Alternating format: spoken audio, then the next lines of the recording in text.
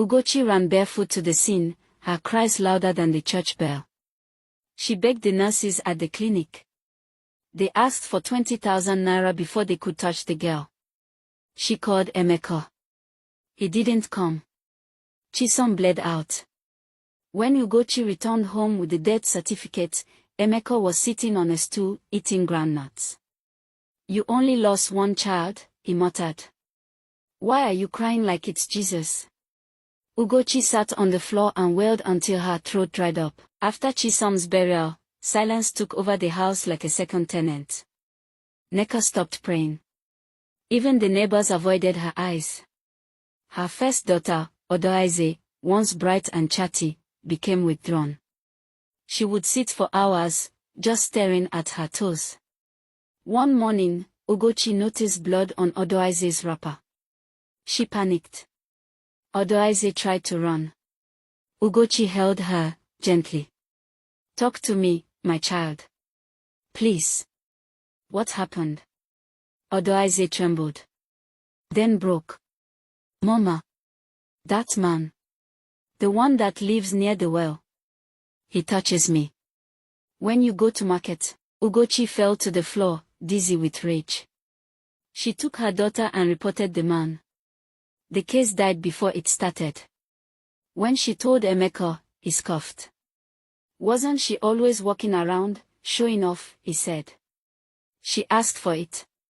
That night, something inside Ugochi snapped. It didn't break. It hardened. The next evening, Emeka came home reeking of beer. "Where is my food?" he asked. "There is no food," Ugochi replied calmly. He laughed.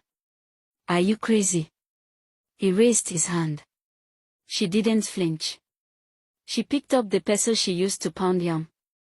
"If you try it today, Emeka," she said, voice low and steady, "I will break your hand."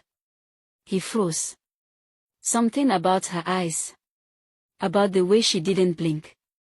Neighbors peeked through windows. Emeka backed away. "You are mad."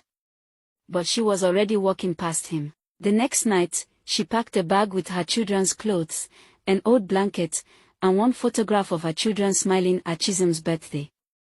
She held Zara and Chima by the hand, Odoaze beside her, and they walked out into the night. No money. No plan. Only fire. She returned to the front of St. Dominic's Church, where she once fried akara as a girl. She borrowed a pan. Got beans on credit from Mama Ibube. Her hands shook as she peeled onions. The children sat quietly beside her. That first day, she made only 1,200 naira. But she didn't sleep hungry. By the second day, someone said, "Ugochi's akara is sweeter than honey." The smell of hot oil and spice filled the air. She smiled, a small, broken smile. Odoaze helped wash plates. Chima fanned the fire. Zara shouted, "Buy your akara." Hot sweet akara. Little by little, hope returned. Ugochi noticed other women like her. Women with tired eyes. With secrets in their sleeves. She gathered them, 5 at first. Then 10. Then 20. They named their group Umunwani Mari, Women Who Survive.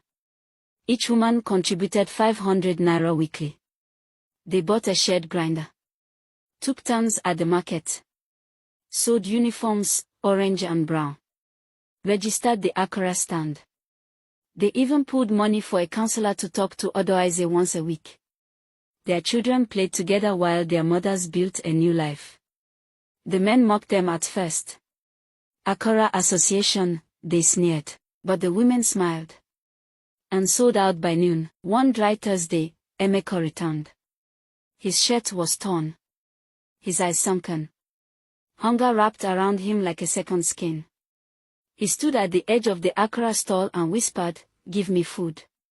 Ugochi didn't shout. She didn't insult him. She looked up, wiped her hand on her apron, and said, "You're not welcome here. Leave." He spat. "Oh." She reached into her bag and handed him a pamphlet. "We have a cooperative for broken men too. Go and heal. He blinked, stunned. People around clapped. Emeka walked away. Ugochi turned back to her pan. Odoaise handed her a plate. The oil kept bubbling. Now they call her Ugochi the Brave. Not because she fought with fists, but because she stood up, rose, and kept standing. Her children are healing. Zara wants to become a nurse. Chimo helps with the church choir. Odoaise laughs again, not all the time, but enough to make Ugochi smile. When women come crying to her store, she holds their hands and says, "Don't wait till your daughter bleeds before you leave."